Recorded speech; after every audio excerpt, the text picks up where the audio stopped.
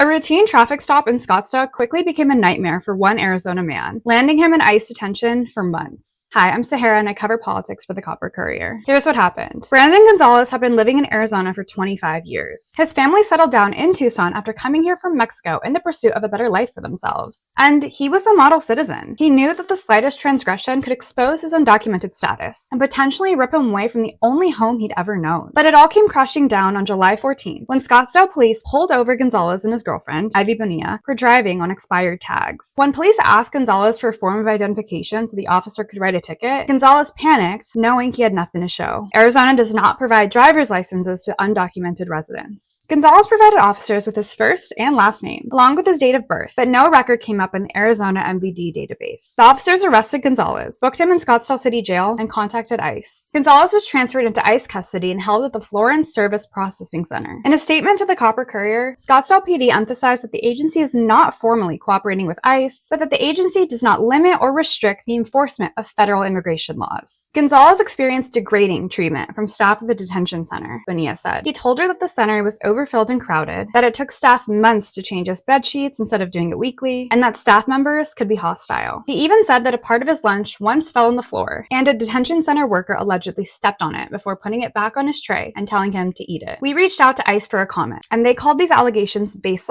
and a one-sided sob story without truth. After months in custody and what Gonzalez described as unbearable conditions, he decided it just wasn't worth the fight anymore. He signed papers to voluntarily depart the US, hopeful he can one day return to the only home he has ever known. On September 12th, he left the US for Mexico. You can read the full story at the link in our bio.